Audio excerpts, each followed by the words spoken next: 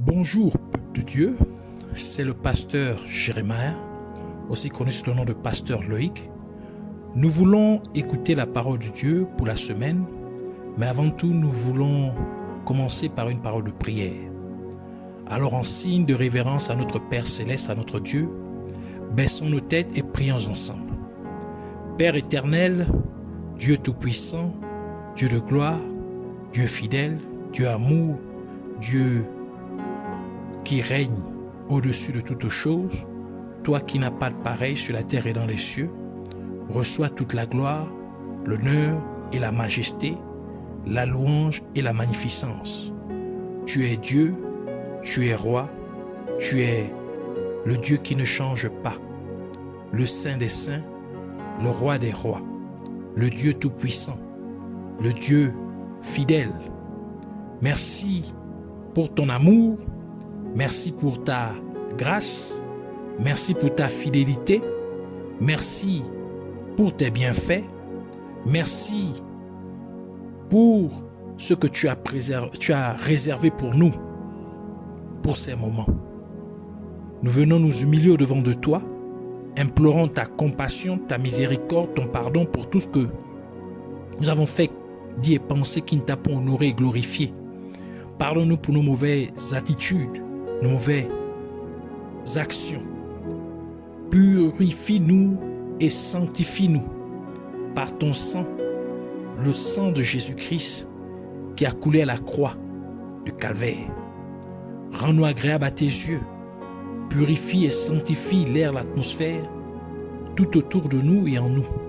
Nous prenons autorité, nous levons contre tout esprit qui s'oppose à la révélation de qui tu es, à la révélation de ta parole. Nous les lions, nous les renvoyons dans les gouffres de l'enfer au nom de Jésus-Christ. Et nous proclamons que Jésus-Christ est Seigneur à la gloire de Dieu le Père. Nous prions que tu nous amènes encore plus en profondeur dans la révélation de tes mystères, des mystères de ta parole. Merci. Au nom de Jésus-Christ, nous avons ainsi prié. Amen. Alors nous allons prendre notre passage des Saintes Écritures, notre passage des Saintes Écritures dans le livre de Romains, chapitre 8, verset 15 et Galates, chapitre 4, verset 6. Alors nous commençons à lire la parole de Dieu dans le livre de Romains, chapitre 8, verset 15, au nom de Jésus-Christ. Et vous n'avez point reçu un esprit de servitude pour être encore dans la crainte, mais vous avez reçu un esprit d'adoption par lequel nous crions Abba Père. Galates chapitre 4 verset 6 qui dit: et parce que vous êtes fils, Dieu a envoyé dans nos cœurs l'esprit de son Fils, lequel crie Abba Père. Que le Seigneur bénisse sa parole, qu'elle vienne pleine de gloire, de vie et de révélation, de profondeur au nom de Jésus-Christ. Amen. Alors pour cette semaine, le Seigneur voudrait nous parler, nous enseigner sur Abba Père. Alors le titre de notre enseignement pour cette semaine est Abba Père. Lorsqu'une personne naît physiquement à la suite de l'accouchement, de l'accouplement d'un homme et d'une femme, elle hérite de la nature pécheresse d'Adam, car tout être humain est un descendant d'Adam et Ève. Et Adam et Ève n'ont commencé à avoir des enfants qu'après avoir péché contre Dieu. Ainsi, tout être humain né de l'union d'un homme et d'une femme hériterait aussi du péché d'Adam et Ève. Et c'est la raison pour laquelle le roi David a dit ce qui suit dans Psaume 51 verset 5 qui dit: voici, je suis né dans l'iniquité et ma mère m'a conçu dans le péché. Par conséquent, tout être humain né de l'union d'un homme et d'une femme est un pécheur. Comme le dit le livre de Romains, dans Romains chapitre 3 verset 23, qui dit: car tous ont péché et sont privés de la gloire de Dieu. Et Jésus-Christ a déclaré ce qui suit au sujet du péché en disant, dans Jean chapitre 8, verset 34, « Quiconque se livre au péché est esclave du péché. » Cela signifie que lorsqu'un être humain vient au monde par l'accouplement d'un homme et d'une femme, il naît donc dans la servitude spirituelle. Et c'est pourquoi les gens éprouvent tant de problèmes dans leur vie. Car la parole de Dieu ajoute dans 1 Jean chapitre 3 verset 8, « Celui qui pêche est du diable, car le diable pêche dès le commencement. Le Fils de Dieu est apparu afin de détruire les œuvres du diable. » Et parce que Satan, également connu sous le nom du diable, est l'adversaire de tout être humain, comme le dit le livre de 1 Pierre, dans 1 Pierre chapitre 5 verset 8, qui dit « Soyez sobres, veillez, votre adversaire, le diable, rôde comme un lion rugissant, cherchant qui il dévorera. » Cela explique donc pourquoi chaque être humain rencontre tant d'adversités dans sa vie. Car chaque être humain est né en héritant du péché d'Adam et Ève. Et par conséquent, Satan a un droit sur la vie de chaque être humain. Et parce que sa nature est de s'opposer à tout ce que fait tout être humain, c'est pourquoi vous rencontrez tant de difficultés dans votre vie quotidienne. À cause du péché, vous êtes donc spirituellement vivant pour le diable, mais aux yeux de Dieu, vous êtes spirituellement mort.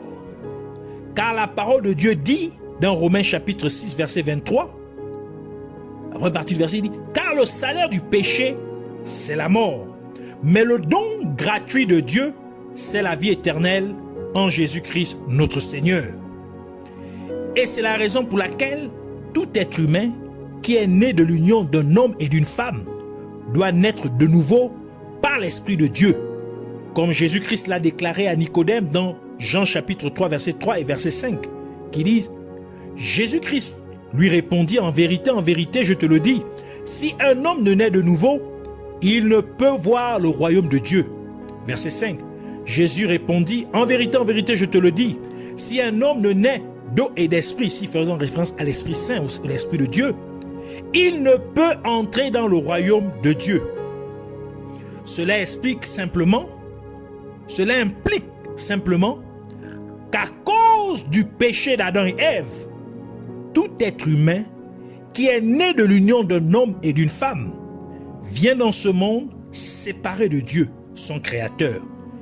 Et c'est ce qu'on appelle être spirituellement mort aux yeux de Dieu. Par conséquent, une telle personne devrait donc naître de nouveau.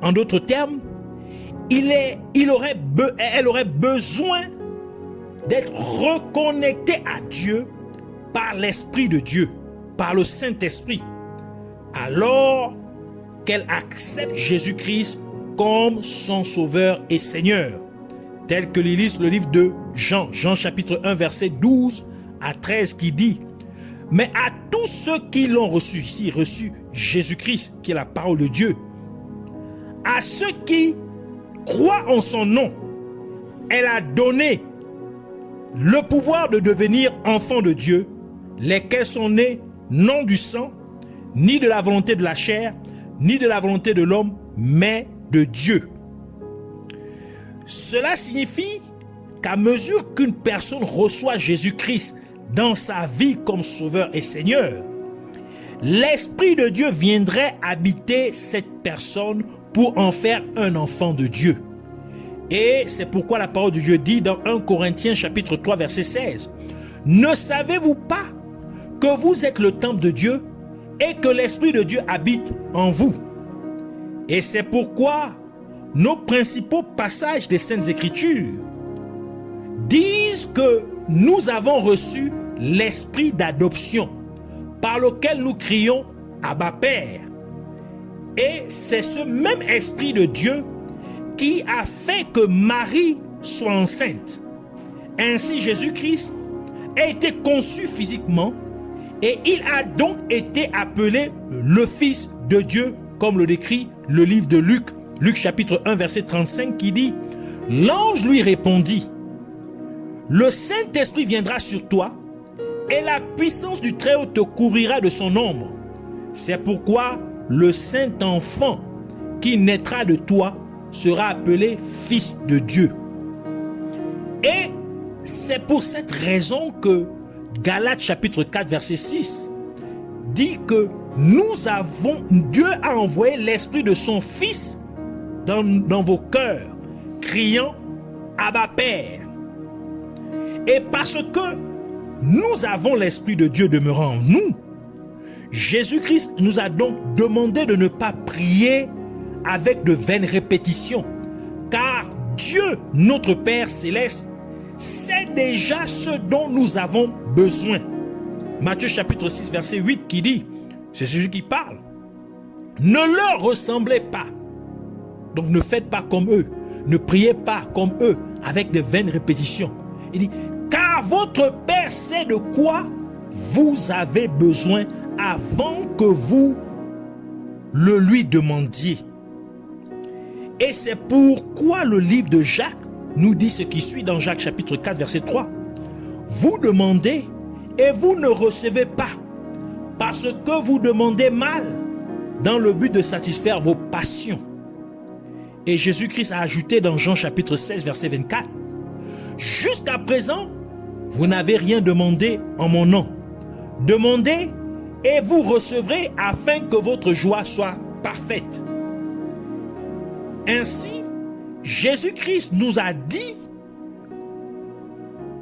ce que nous devons demander à notre Père céleste. Dans Matthieu chapitre 6, versets 9 à 11, il dit, voici donc comment vous devez prier. Notre Père qui es aux cieux, que ton nom soit sanctifié, que ton règne vienne, que ta volonté soit faite sur la terre comme au ciel. Verset 11, ici maintenant nous demandons, donc nous présentons une requête à notre Père céleste. Il dit, donne-nous aujourd'hui notre pain quotidien. Et Jésus-Christ a déclaré qu'il est le pain de vie dans Jean chapitre 6 verset 35 pour dire, Jésus leur dit, je suis le pain de vie. Celui qui vient à moi n'aura jamais faim et celui qui croit en moi n'aura jamais soif. Cela implique que lorsque nous prions Dieu, notre Père céleste, nous devons lui demander de nous donner le pain de vie. En d'autres termes, nous devons lui demander de nous donner Jésus-Christ. Parce que nous sommes héritiers de Dieu et co-héritiers de Jésus-Christ, comme le déclare le livre de Romains, Romains chapitre 8, verset 17 qui dit, or, si nous sommes enfants, nous sommes aussi héritiers.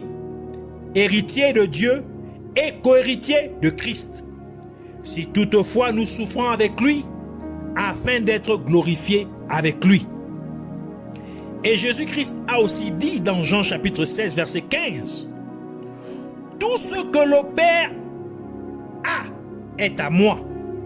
C'est pourquoi j'ai dit qu'il prend de ce qui est à moi et qu'il vous l'annoncera.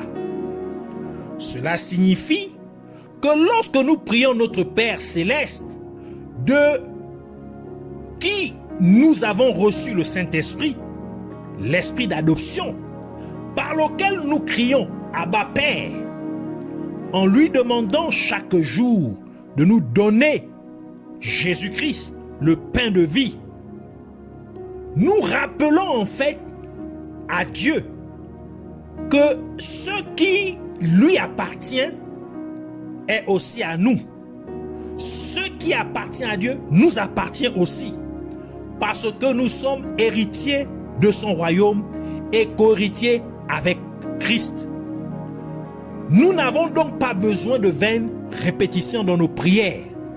Et c'est pourquoi, avant que Jésus-Christ ne multiplie les 5 pains et les 2 poissons, il n'a rien demandé à Dieu, mais il a simplement levé les yeux vers le ciel et béni la nourriture, comme le dit le livre de Luc, Luc chapitre 9, versets 16 à 17, qui dit: Jésus prit les 5 pains et les 2 poissons, et, levant les yeux vers le ciel, il les bénit, puis il les rompit et les donna aux disciples, afin qu'ils les distribuassent à la foule.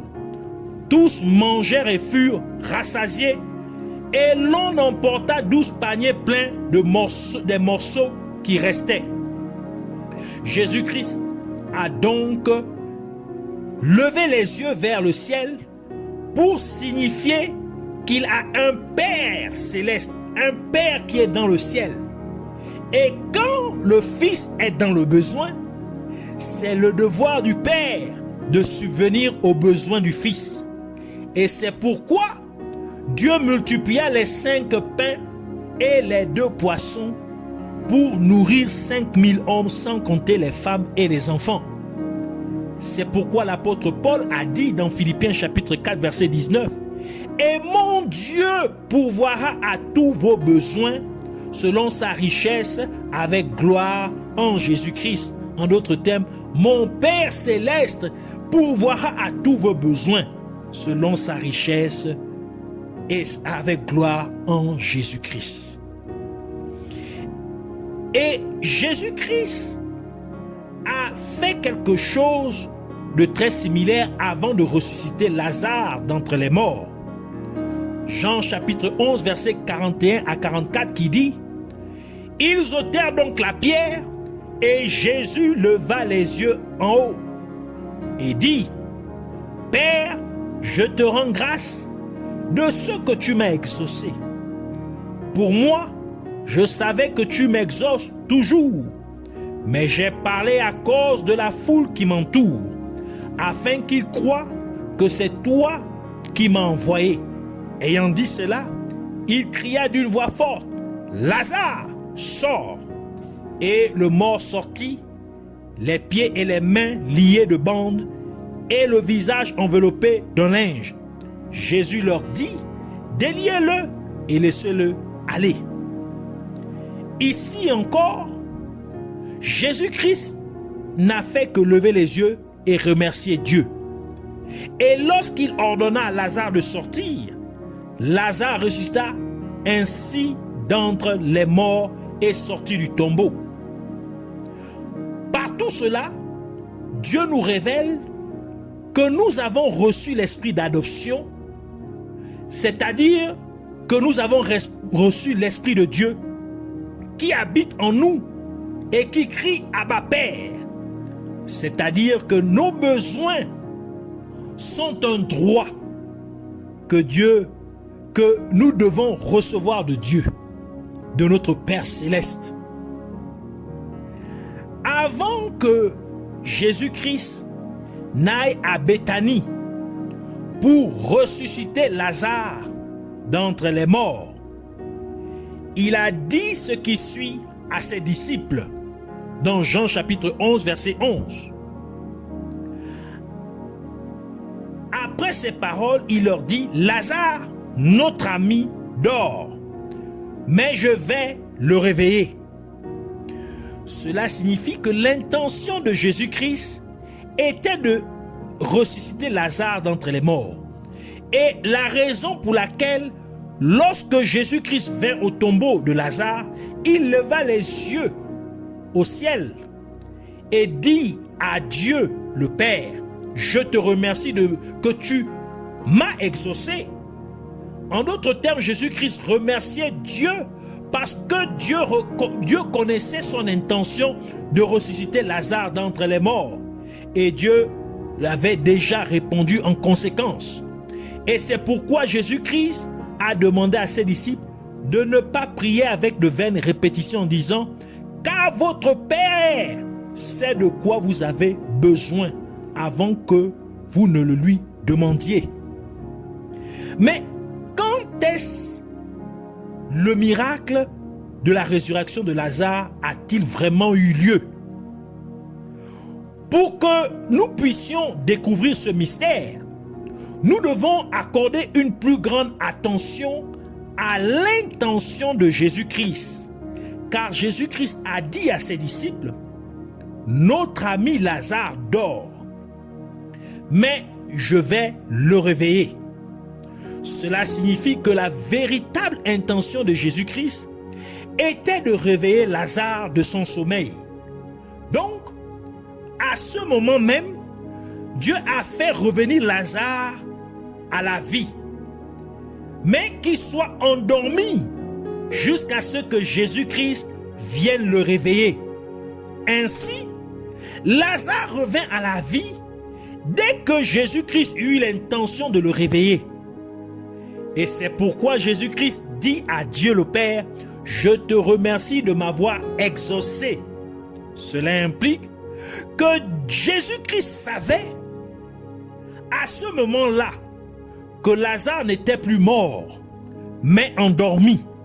Ainsi, par cette révélation, Jésus-Christ veut nous amener dans la dimension dans laquelle Dieu, le Père, notre Père Céleste, répond à nos intentions.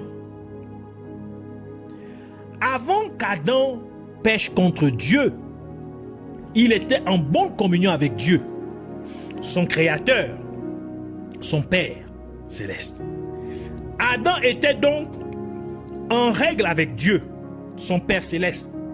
Et en conséquence, la parole de Dieu dit dans Genèse chapitre 2 verset 8, « L'Éternel Dieu dit, il n'est pas bon que l'homme soit seul. Je lui ferai une aide semblable à lui. » Cela implique que Dieu a pensé de la part d'Adam. Dieu a pourvu à un besoin d'Adam avant même qu'Adam l'ait eu à l'esprit. C'est pourquoi Dieu a créé Ève à partir d'une des côtes d'Adam. Dieu a donc pensé méticuleusement à chaque détail d'Ève, la couleur de ses yeux, sa taille, ses hanches, sa couleur de peau, ses cheveux et ainsi de suite. Cela nous révèle donc que comme nous sommes fils ou filles de Dieu, du fait que nous avons l'Esprit de Dieu vivant en nous, l'esprit d'adoption, Dieu pense donc à nous. Dieu pourvoit à notre besoin avant même qu'il ne se manifeste à nous. Et c'est pour cette raison que Jésus-Christ a dit dans Matthieu chapitre 6 verset 34, « Ne vous inquiétez donc pas du lendemain, car le lendemain aura soin de lui-même. À chaque jour suffit sa peine. » Nous devons donc changer notre façon de prier, car nous devons demander à Dieu de nous donner notre pain quotidien, Jésus-Christ. Et quand nous avons Jésus-Christ, nous avons tout ce dont nous avons besoin, car nous serions ainsi co-héritiers du royaume de Dieu avec Jésus-Christ. Et la parole de Dieu ajoute dans 1 Corinthiens chapitre 6 verset 17, « Mais celui qui s'attache au Seigneur est avec lui un seul esprit. » Donc, comme nous sommes co-héritiers avec lui, nous attachons à lui, ainsi nous sommes un seul esprit avec lui. Cela implique qu'en étant co-héritiers avec Jésus-Christ, nous sommes donc un avec lui, ayant reçu le même esprit d'adoption, donc nous devenons enfants de Dieu. Et Jésus-Christ a ajouté pour dire dans Luc chapitre 11 verset 11 à 13, « Quel est parmi vous le père qui donnera une pierre à son fils s'il lui demande du pain? Ou s'il demande un poisson, lui donnerait-il un serpent au lieu d'un poisson? Ou s'il demande un œuf, lui donnera-t-il un scorpion? Si donc méchant, comme vous l'êtes, vous savez donc donner de bonnes choses à vos enfants, à combien plus forte raison le Père Céleste donnera-t-il le Saint-Esprit à ceux qui le lui demandent? » C'est ici notre révélation pour savoir que lorsque nous acceptons Jésus-Christ comme notre Seigneur et Sauveur, Dieu nous donne son Esprit Saint. Le Saint-Esprit qui est l'esprit d'adoption et l'esprit qui nous amène à crier Abba Père. Ainsi, nous n'avons plus besoin de prier avec de vaines répétitions parce que Dieu connaît déjà nos besoins et il pourvoit même à nos besoins avant même que nous le lui demandions. Dieu pourvoit déjà même à nos intentions. C'est ici la révélation de Abba Père. Abba Père. Ainsi nous voulons prier pour dire merci Père Céleste pour la révélation de ta parole. Merci pour la compréhension qui nous est accordée. Et nous prions Abba Père au nom de Jésus-Christ afin que tu nous délivres de l'esclavage du péché alors que nous acceptons Jésus-Christ dans notre vie comme notre Sauveur et Seigneur. Ainsi, nous ne sommes plus du diable, car nous sommes maintenant tes enfants. Nous sommes tes fils et tes filles. Que ton Saint-Esprit habite donc en nous, l'esprit d'adoption par lequel nous crions Abba Père. Et nous te prions aussi, Père Céleste, afin que tu nous amènes à ne plus prier avec de vaines répétitions, mais que nous prions avec confiance, que nous prions avec assurance, sachant que tu nous as déjà exaucés. Amène-nous donc dans la dimension de la prière dans laquelle tu réponds à nos intentions au nom de Jésus-Christ. Et aide-nous à toujours nous souvenir de te demander de nous donner Jésus-Christ dans notre prière quotidienne. Car il est notre pain quotidien. Il est le pain de vie. Il est notre nourriture quotidienne. Car quand nous avons Jésus-Christ, nous avons tout. Quand nous avons Jésus-Christ, nos besoins sont satisfaits. Quand nous avons Jésus-Christ, nous sommes un avec toi. Donc tout ce qui t'appartient nous appartiendrait aussi. Nous te rendons grâce, Abba Père, Sauveur tout-puissant, Dieu glorieux, le seul et véritable Dieu, Yahvé. Merci parce que tu nous as exaucés avant même que nous ne commencions à prier. L'honneur et la puissance t'appartiennent pour toujours et à jamais. Au nom de Jésus-Christ. Amen.